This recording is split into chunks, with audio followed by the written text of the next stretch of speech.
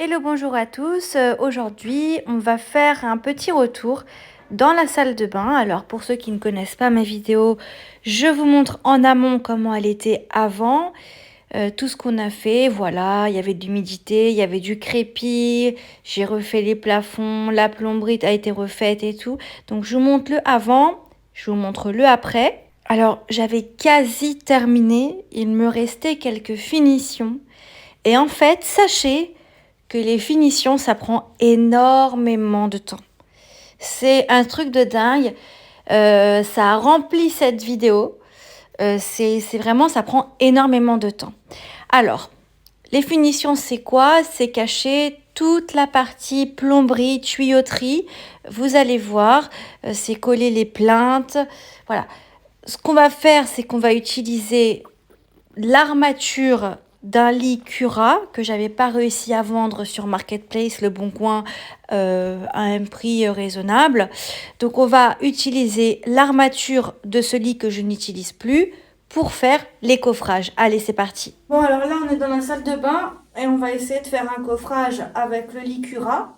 Comme je vous ai dit, j'arrivais pas à revendre mon lit Cura plus de 70 euros. Donc pour 70 euros, tout ce qui me reste du Licura, c'est juste impressionnant, hein.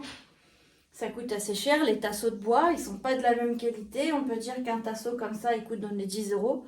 Là, j'en ai énormément. J'ai aussi fait le lit d'Elena. Donc autant garder le Licura pour en faire autre chose, quoi, plutôt que de le vendre.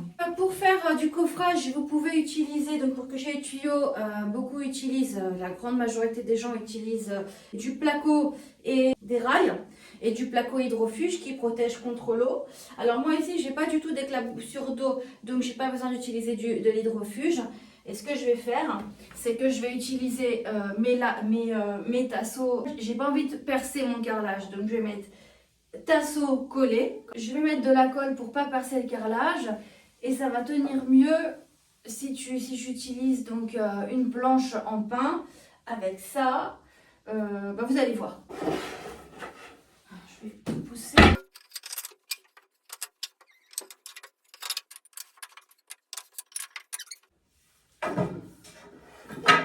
Ah ouais, ça c'est pile poil la bonne dimension. Donc il n'y a rien à couper en plus en bas. Voilà, donc là, hop. Là, comme vous voyez, on voit les tuyaux. Et on va les cacher. Alors, il faut que ces tuyaux puissent rester accessibles. Pour moi, je préfère que ce soit quelque chose qui reste accessible. Si jamais il y a un truc qui pète ou si jamais il y a une souris qui rentre là-dedans, on sait jamais. Je suis au rez-de-chaussée. Donc, pour pouvoir accéder facilement. On va rapprocher le maximum, le plus possible. Pour que le coffrage y tienne mieux. Voilà. Du coup, là, on va coller ici. Après, on va vérifier. Ça, on ne va pas le coller. Ça, on le fixera au mur. Et quand on fera ça, on va vérifier que la planche, elle est droite. Donc, je vais utiliser tout de suite une planche. Voilà. En gros, ça va donner ça. Voilà. Alors, pour être sûr, en fait, ce qu'on va faire, pour être sûr, c'est qu'on va d'abord fixer ça en haut pour être sûr. Voilà, on va faire comme ça. On va d'abord fixer ça et après, on adaptera celle du bas par rapport à celle du haut, tout simplement.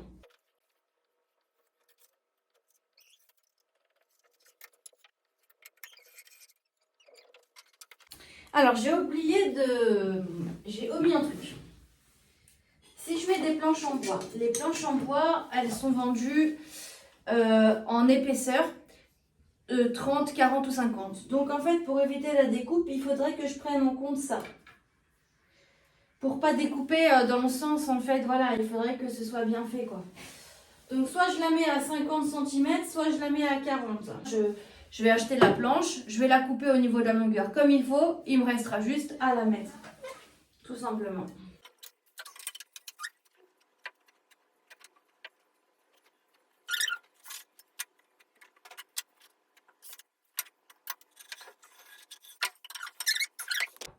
On va faire 3 trous ici.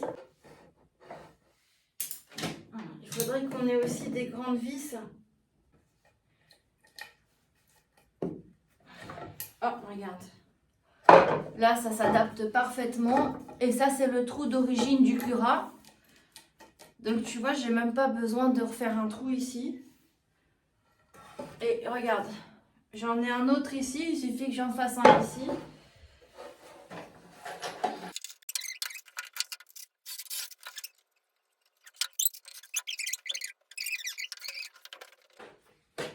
Hop. Donc là, j'ai fait les 3 trous. Je vais utiliser des petites chevilles. Mais attention, en fait, il faut vraiment trouver la bonne épaisseur et la bonne longueur. Donc là, voilà. Là, par exemple, je ne sais pas si on voit, la vis est trop petite pour la cheville. Ça veut dire que peut-être qu'elle ne s'ouvrira pas avec uniquement ça en longueur. De plus, la vis est trop épaisse pour la cheville. Là, peut-être qu'en fait, la vis, elle va pousser la cheville tellement elle est épaisse. Et en fait, elle va la ramener après avec elle, elle va la sortir de son trou. Donc, ce qu'on va faire, on va percer un trou, ça c'est du 6. On va mettre la cheville, on va utiliser une vis un peu plus adaptée pour la faire ouvrir. Elle sera ouverte, on enlève la vis et après on met ces vis-là. Voilà. Vous trouvez cette boîte à cheville vraiment pas chère, parce qu'il faut dire que les Fisher, là, comme ça, c'est très cher. Donc j'ai trouvé ça à Action, c'est du Fisher, c'est pas le même packaging externe, mais ça a l'air d'être de la bonne qualité. Donc je vais essayer, en plus c'est du Fisher, c'est pas cher, donc je vais essayer les Fisher de Action. Je vérifie au niveau de là, on est bon. Hein. Allez. Donc là maintenant ce que je vais faire, je vais appuyer avec ma vis dans le mur. Donc là je me mets à un bon endroit.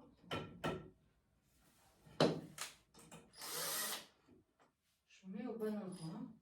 Alors mon mur il n'est pas droit aussi, ça va poser problème du coup. On verra bien. Alors si jamais votre tasseau est trop épais, hein, vous faites un plus grand trou ici, on va fraiser pour pouvoir faire rentrer un maximum votre cheville dans le bois, dans le tasseau. Voilà, donc là on est bien, on va venir faire un trou comme ça. Tac. Ça va nous servir de marquage. On enlève le tout. Voilà. Donc là, on a fait nos marquages. 1, 2, 3. On sait que c'est là qu'il faut faire les trous avec la plus grosse machine. Hein. Moi, c'est du béton ou de la brique. On va vraiment faire au plus simple. Hein. J'aime bien les trucs quand c'est fait un peu au plus simple. Et là, vu qu'on a nos petits trous qu'on a fait avant, on va pouvoir venir faire le trou.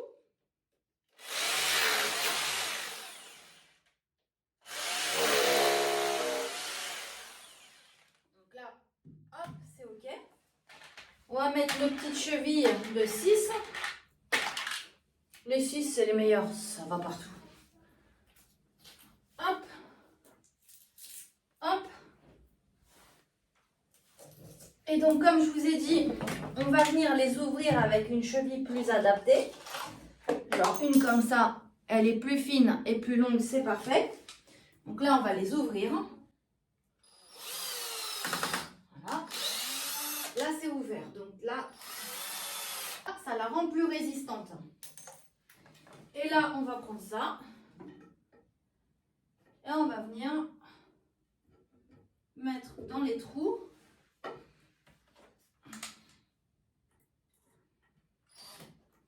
En priant pour que on ne fasse pas de bêtises.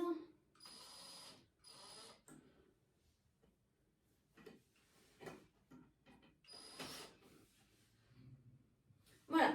Alors, ce qu'on va faire, c'est qu'on va mettre un petit peu de colle aussi. Donc, allez, on y va.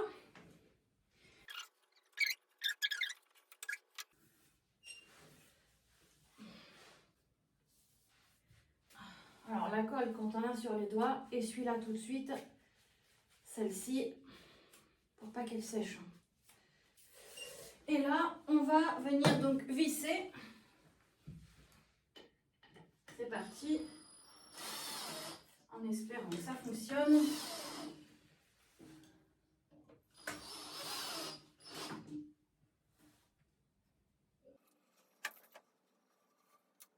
J'avais zappé que là, j'ai un chauffage. Et je me dis que ce serait peut-être bien de le mettre ici. Bon, c'est un chauffage, alors bois et chauffage vont peut-être pas ensemble. Mais j'ai déjà vérifié, le chauffage, il chauffe en haut et pas derrière. C'est vachement bien fait. Donc ça ne va pas... En fait, le risque, c'est même pas l'incendie. Non, non, non, pas du tout. Hein. Parce que de toute façon, un placo peut aussi prendre feu. Hein. Non, non, c'est pas ça le risque. Le risque, c'est que le bois, la planche, si elle coûte pas cher, elle se déforme avec les changements de température. C'est juste ça en fait le risque. Alors là, je vais devoir solidifier, donc mettre un 3e tasseau pour que le chauffage soit bien tenu, tienne bien pour pas que tout le coffrage tombe en fait, tout simplement, on sait jamais. Et là, il faudrait trouver un truc pour fraiser. On va essayer ça.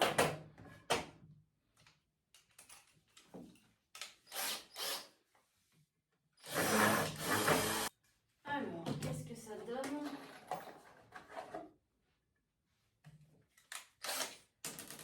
On va voir tout de suite. Voilà.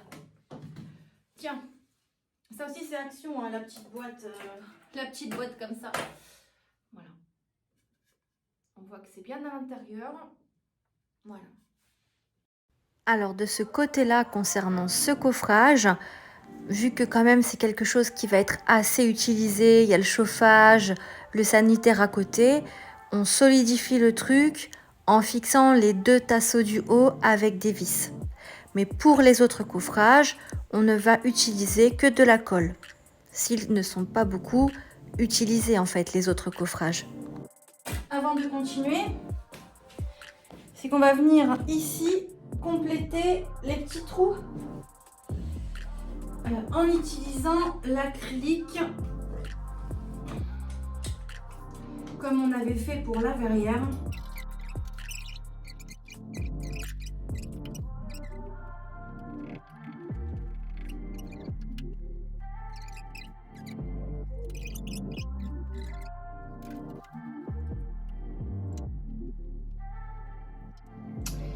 Voilà, je vous montre.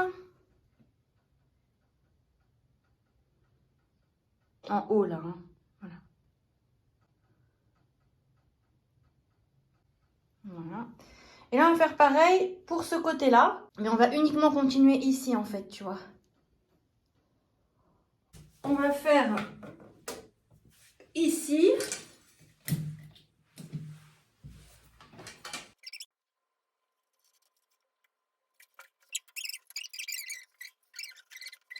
J'ai coupé. Là, on est à la bonne taille. Je vérifie. Et voilà, là, tu es à la bonne taille.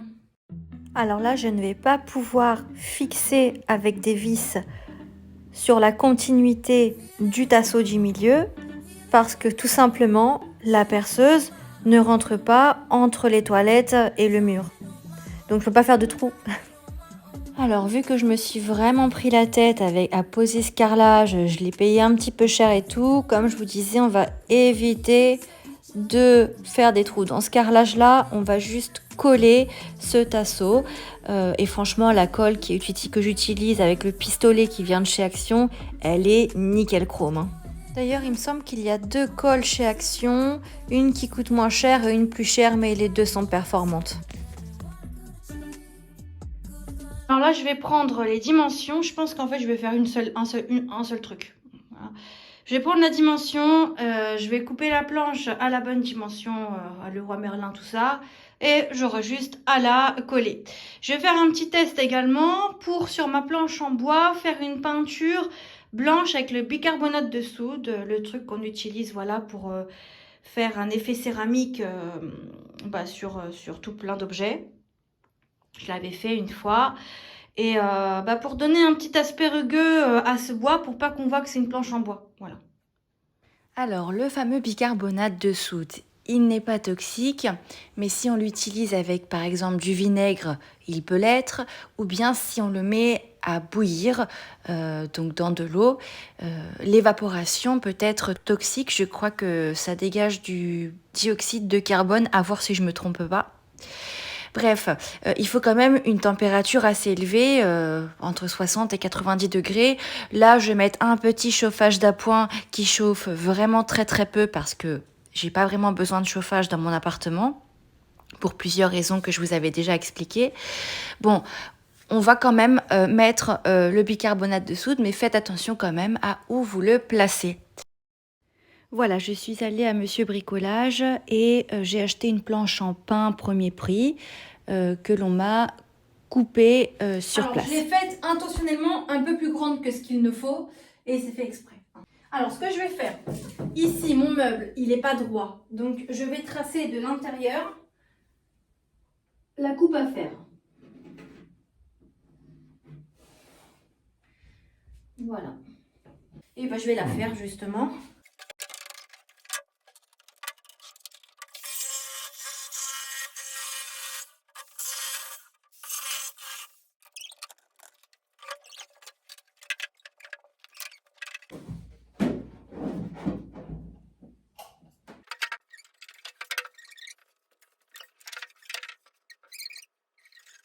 Maintenant, c'est qu'on va prendre le chauffage. On va dévisser les pieds.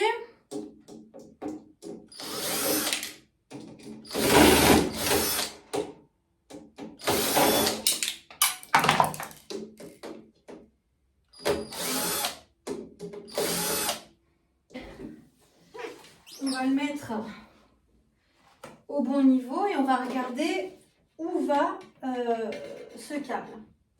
Alors, l'idéal, ce serait qu'on ne le voit pas, ce câble. En fait, je ne sais pas trop, est-ce qu'on le laisse apparent ou pas?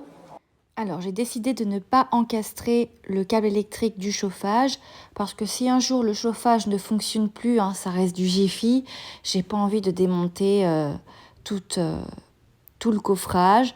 Donc, je vais allumer, je vais brancher et débrancher dans une prise qui est à côté là-bas, à droite, quand j'aurai besoin du chauffage. Donc, on va laisser ce câble apparent. De plus, bon, il y a un point d'eau à gauche, la baignoire, il y a un point d'eau à droite, le sanitaire, les toilettes. Donc, je pense qu'il faut éviter que le chauffage soit constamment allumé, branché, je veux dire, dans une prise électrique. Alors, l'idéal, c'est de coffrer là où les tuyaux n'ont pas de raccord. Là, par exemple, à cette partie-là, derrière ce coffrage, il n'y a pas de raccord. De plus, la plomberie, c'est des tuyaux multicouches qu'on appelle. Ils sont tout neufs, ils sont donc super résistants. Et l'avantage des tuyaux multicouches, c'est qu'ils ne sont pas soudés comme les tuyaux en cuivre. Donc, il y a moins de chances que cela ne pète, même s'il y a des raccords. Bon, là, en l'occurrence, derrière ce coffrage, il n'y a pas de raccord. Donc, il y a peu de chances qu'un jour, on retire ce coffrage. Par contre, là où il va y avoir des raccords, même s'ils ne sont pas soudés, c'est sûr qu'il peut y avoir une fuite un jour, on ne sait jamais. Et là, il faudra donc faire des coffrages qui sont moins solidement fixés, utiliser moins de vis, utiliser moins de colle pour accéder plus rapidement. C'est vrai que les coffrages en placo, c'est peut-être mieux parce que si jamais le placo se mouille, qu'il n'est pas hydrofuge, on va tout de suite voir que c'est mouillé et qu'il y a une fuite. On va pouvoir utiliser un cutter et couper le placo et chercher la fuite. Alors que quand on met des planches en bois, elles peuvent aussi s'humidifier, mais il va falloir retirer la planche entière. On ne peut pas utiliser un cutter pour couper là où cela nous intéresse.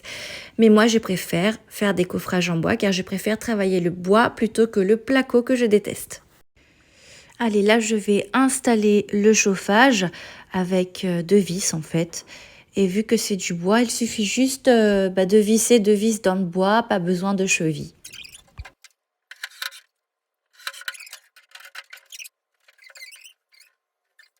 Alors, vu que je ne sais pas si je vais garder ce chauffage ou pas, enfin, est-ce que si jamais un jour il tombe en panne et tout, je vais pas encastrer le câble dans ça. Sinon, il va falloir que j'enlève tout le câble. C'est chiant. Je vais pas non plus faire un trou pour pouvoir mettre mon câble à l'intérieur parce que je trouve qu'en fait il y a des bêtes qui vont peut-être rentrer dans le trou et tout, j'aime pas. Donc en fait quand il marche pas, je vais juste l'éteindre comme ça et tac. Et quand je veux l'allumer, je l'allume tout simplement. Voilà, je vais pas tout camoufler parce que sinon on s'en sort plus, hein, je pense.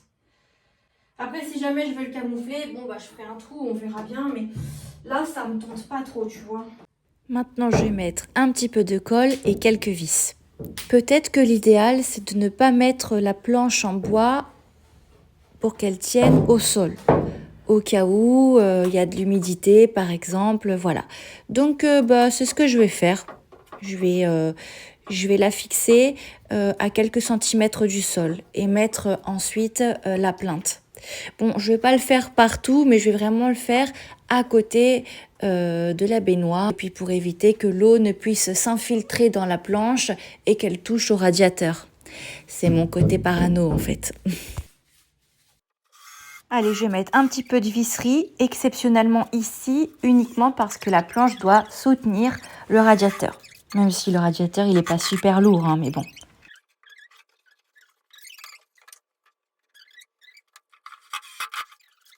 Donc, bien sûr, je mets les vis. Je fixe tout particulièrement la planche au tasseau.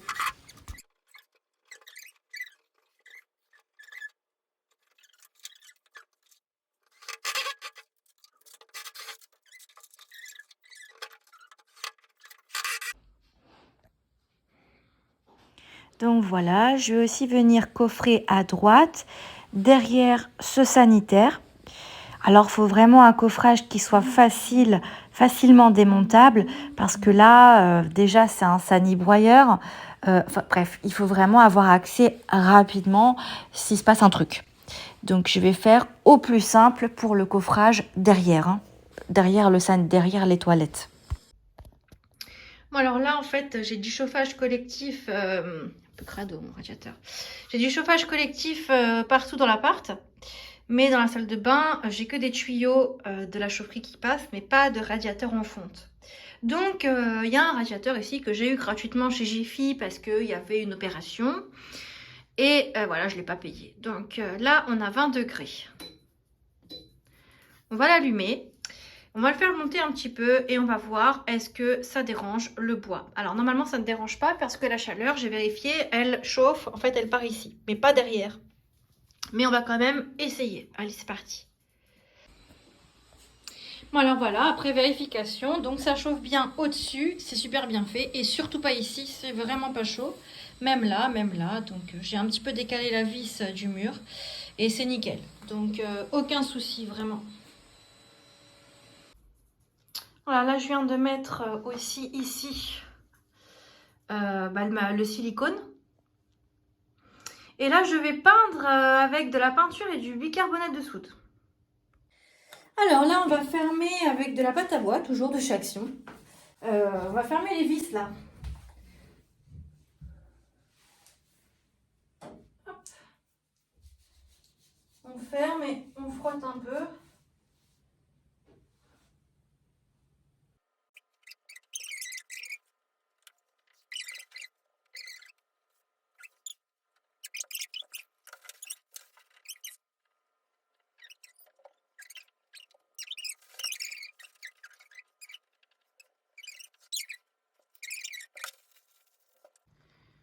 Donc voilà. Là, tu vois, c'est parfait. Et là aussi, voilà, c'est tout bouché partout. Les vis. Alors, maintenant que ça a séché,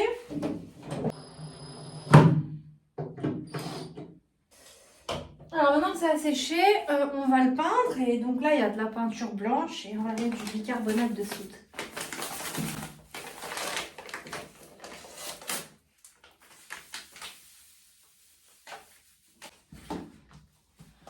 pour que ça fasse un petit peu une sorte de rugueux en fait. Peinture un peu rugueuse.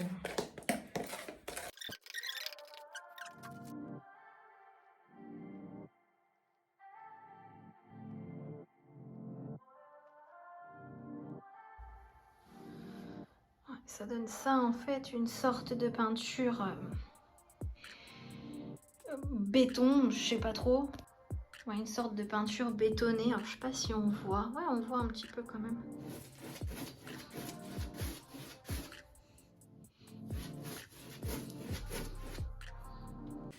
On va tout de suite mettre la plinthe.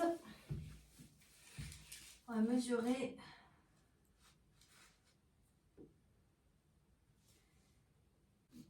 Je coupe là.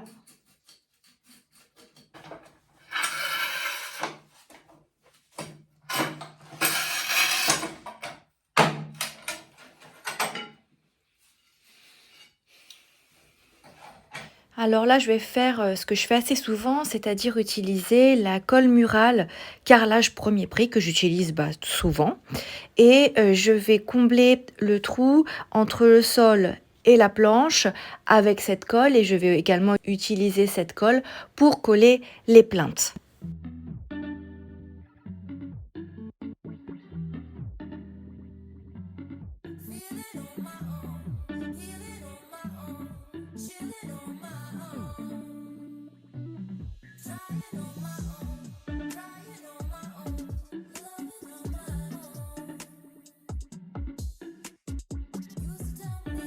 Alors pour aligner les plinthes, il suffit de mettre de la colle de façon uniforme et de bien appuyer sur les plinthes.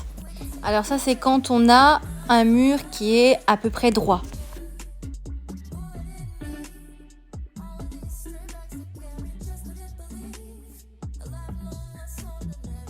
Et quand on a un mur, une cloison qui n'est pas bien droite à niveau, là c'est une autre histoire, comme ici à gauche. Alors on commence par le début. Bien sûr, on colle une plinthe au-dessus d'une plaque de carrelage, d'un carreau, d'une dalle de carrelage en fait, pour que ce soit aligné, bien entendu. Alors là, deuxième chose, je suis en train de faire l'état des lieux pour voir quel est vraiment le défaut de niveau de cette cloison, parce qu'elle est vraiment pas à niveau, elle est pas droite. Alors dans les vieilles bâtisses, c'est courant que certains murs ne soient pas droits. Même si en l'occurrence cette cloison a l'air récente, et ça pose énormément de problèmes lorsqu'on veut coller des plinthes. Donc soit on casse et on refait la cloison, mais là c'est énormément de boulot et d'argent, soit on avise.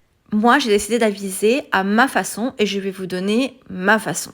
Donc là, voilà, je viens d'aligner, comme vous pouvez voir.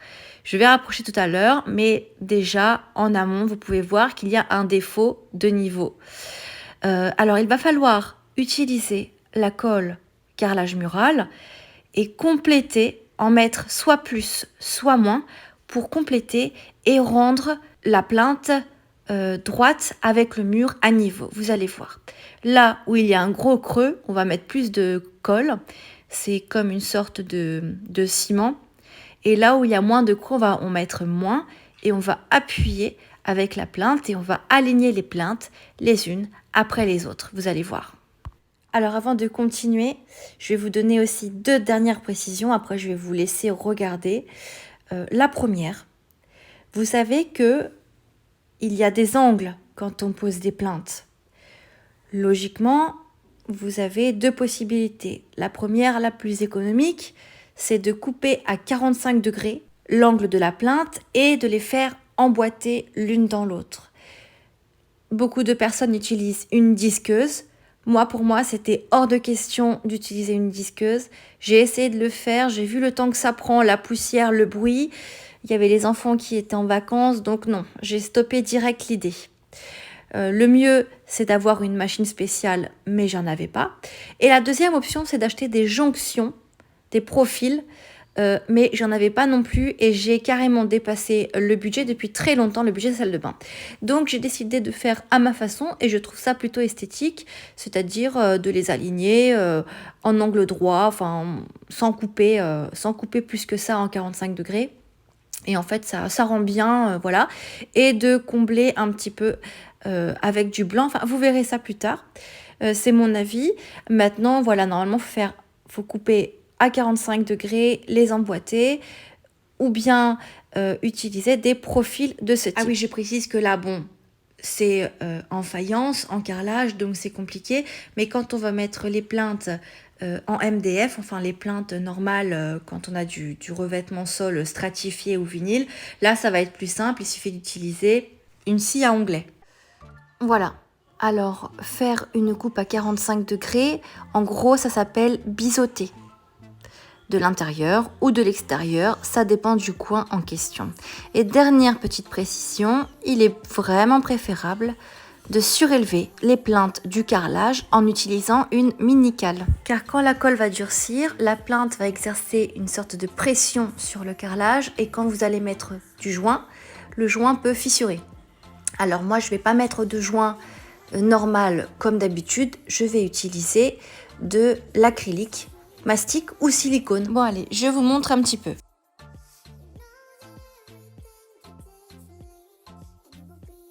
Alors comme je vous l'avais dit plusieurs fois, le silicone, on va l'utiliser quand on veut une résistance à l'humidité et une étanchéité, et le mastic acrylique quand on n'en veut pas. Le mastic acrylique peut être peint, mais pas le silicone.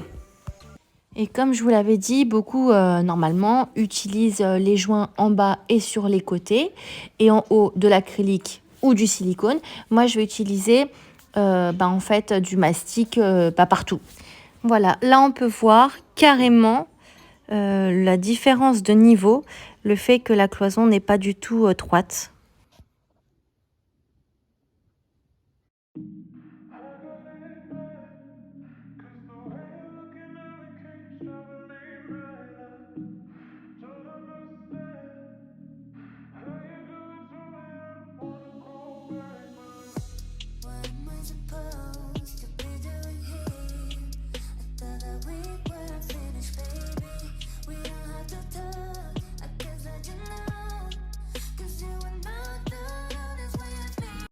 Voilà.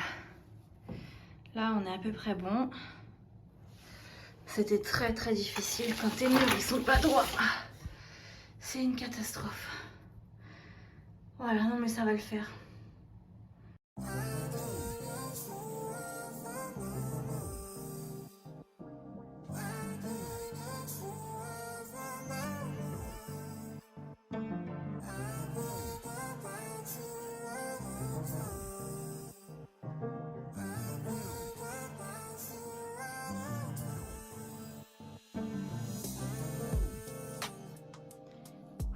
C'était pas facile.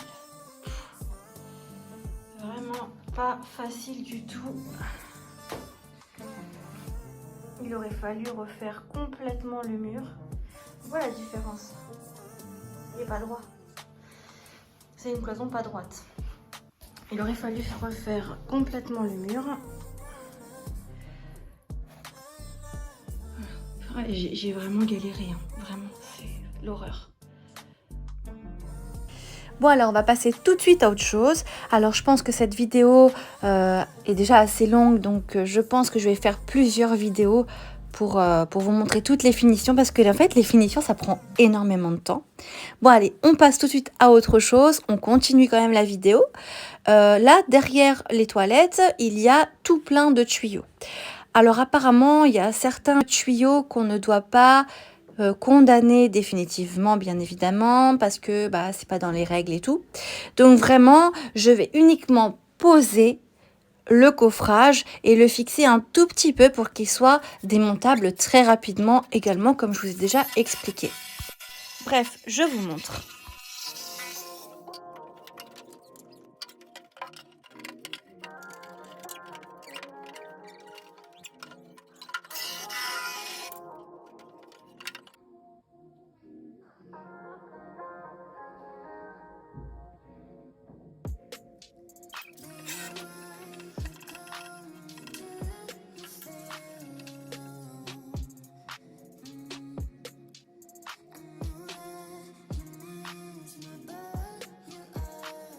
voilà.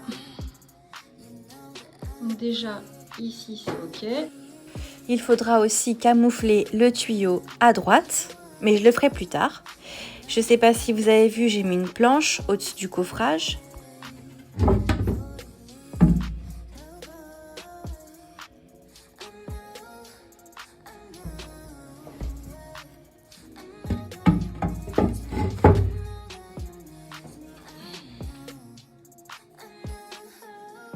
Je sais pas si vous vous souvenez, j'avais chiné ces paniers de pêche. Je pensais les mettre là, mais ça fait trop vieillot. Du coup, ils ont terminé sur le claustrat de la cuisine.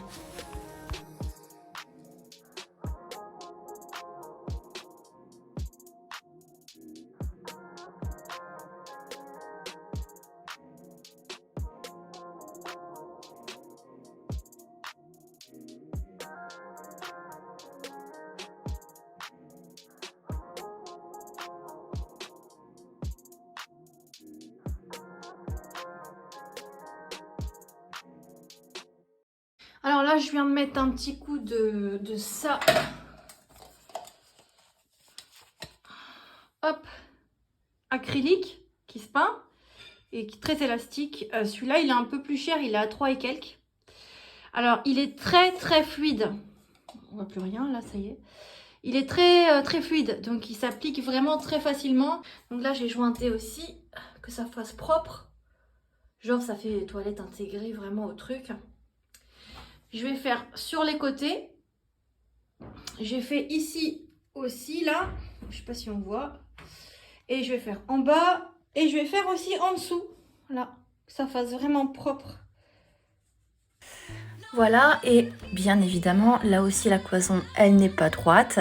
Donc pour combler l'espace entre le coffrage, la planche et la cloison, j'utilise du papier, mouchoir, type mouchoir quoi, et après je mets de l'acrylique par-dessus. Alors tout ce que je fais vraiment, ce sont mes astuces à moi. Et elles me conviennent. Après, certaines personnes, ça ne conviendra pas, mais moi, ça me convient. Voilà, je vous les partage.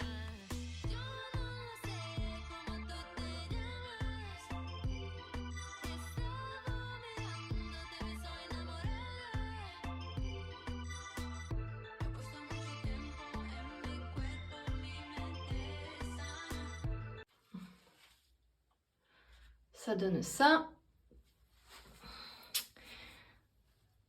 Ça donne ça. Alors, les joints sont crado, hein, parce qu'il y a de la poussière. Logique. Donc, ça donne ça, tu vois. Ça donne ça. Voilà. Je sais pas si on voit bien. Ouais, on voit. Voilà. Voilà. Bon, là, j'ai mis qu'une seule couche de peinture, mais je vais renouveler l'opération.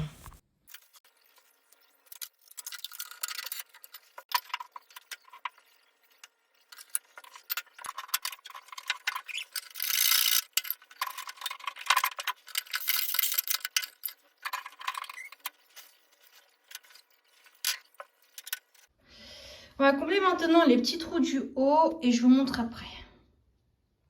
Voilà, je suis super contente en fait.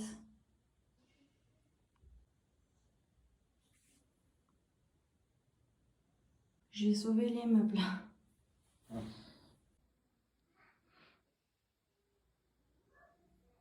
Et voilà, la différence c'est pas droit, regarde. Voilà. Je vais rapprocher, vous allez voir. Voilà. Donc là, hop, t'as là, hop, regarde.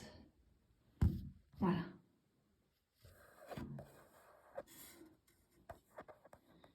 Tu vois, ça a du mal à focaliser, mais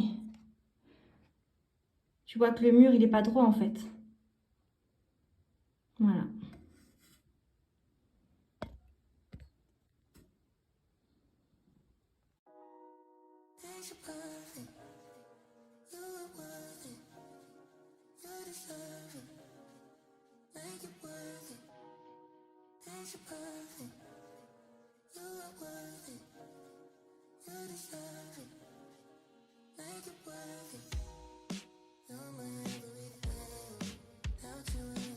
Alors ces plaintes, elles sont blanches et quand on utilise de la colle carrelage mural, il y a des taches qui apparaissent et qui disparaissent au séchage. Bon, là j'utilise de la colle carrelage, mais après je vais plus en avoir à la fin, vous verrez peut-être dans une autre vidéo. Je vais utiliser de la colle également en pistolet et ça fera très bien l'affaire et il n'y aura plus de taches. Alors à la fin de tous ces travaux, salle de bain et buanderie qui est juste à côté, je vais refaire les joints parce que là ils sont devenus sales avec tous ces travaux. Mais en attendant, voilà, je vais les nettoyer un petit peu. Bien sûr, pour nettoyer des joints, on utilise du bicarbonate de soude. Alors là, on triche, hein, on fait pas les coupes à 45 degrés comme je vous ai dit, parce que j'ai les petites, c'est les vacances et ça fait trop de poussière et tout. Donc on triche. Voilà ce que ça donne. Je vous montrerai un peu mieux après. Mais voilà ce que ça donne quand à jointer, on n'y voit que du feu. Donc ça évite de se prendre le chou et de faire la poussière et tout ce qui s'ensuit. Et c'est dangereux, je trouve. À part si tu as une machine spéciale, ça c'est bien. Malheureusement, j'en ai pas. Pour un prochain appart, je pense que j'en prendrai. Voilà, donc là, hop. Je mouille un petit peu mon doigt dans le liquide vaisselle et de l'eau.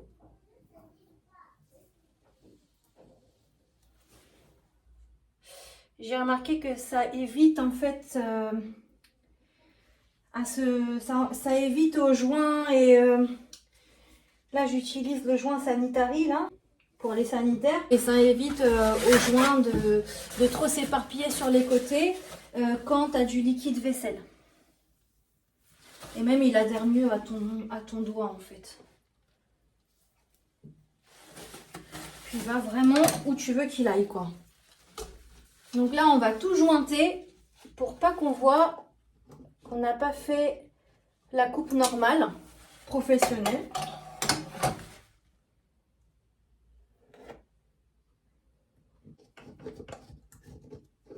Alors si j'ai pas fait tout ça avant de poser les toilettes et tout, je l'avais déjà dit mais je le répète, c'est parce que j'étais pressée d'emménager et tout ça pour moi c'est de la finition, ça pouvait très bien attendre, il n'y a pas de souci. Tout simplement. Des fois il faut vraiment faire des choix et j'estime que j'en fais et je réfléchis énormément quand je fais mes choix pour ne pas me tromper. Comme là par exemple, où j'ai décidé d'utiliser du silicone partout pour les plaintes, à la place de acrylique ou silicone plus joint normal pour carrelage. Alors j'utilise du silicone, pourquoi? Parce que c'est étanche et parce que je trouve que c'est plus facile à appliquer dans les petits recoins comme je fais là. Et ça me va très bien. Voilà, en gros...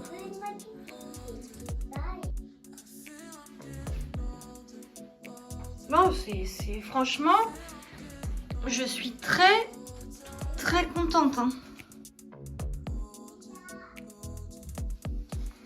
Je suis très contente, vraiment.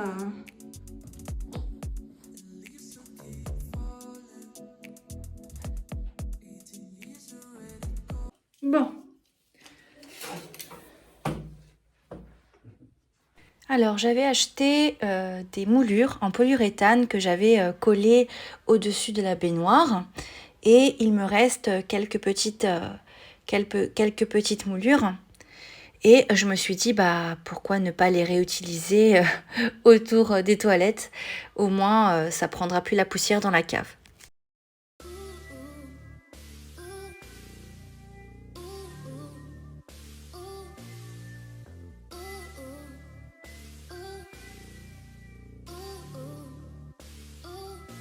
Alors, on va utiliser ça, parce que je sais pas autre chose.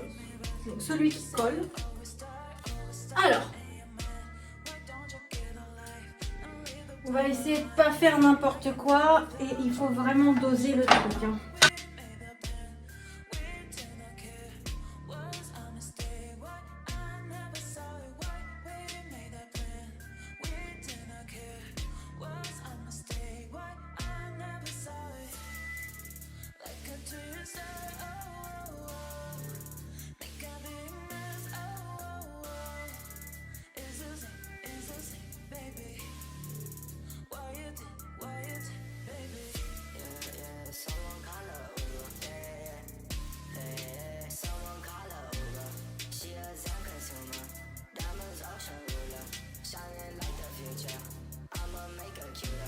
Voilà, donc maintenant, on va attendre que ça sèche. Puis, on va peindre maintenant. Et quand il n'y a pas ça... Bon, là, j'en ai mis, mais en gros, voilà, il y a un gros trou. Hein. Voilà, cette vidéo est maintenant un petit peu longue. Donc, on va arrêter et on va faire la suite très rapidement dans la prochaine vidéo rénovation. Donc, la vidéo 31. Vous pouvez la retrouver très rapidement, ou elle est déjà en ligne, essayez d'aller voir. Mais en tout cas, il nous reste énormément de choses à faire, beaucoup de coffrage encore, surtout au niveau du meuble vasque, derrière la baignoire. On va aussi changer d'ambiance derrière les toilettes, on va rajouter un papier peint, on va refaire les joints. Il y a énormément de choses à faire et vous montrer enfin les finitions terminées. Si ça vous plaît, n'hésitez pas à vous abonner, liker, commenter et j'espère vous avoir donné des idées pour vos futures rénovations également. Bisous bisous, bye!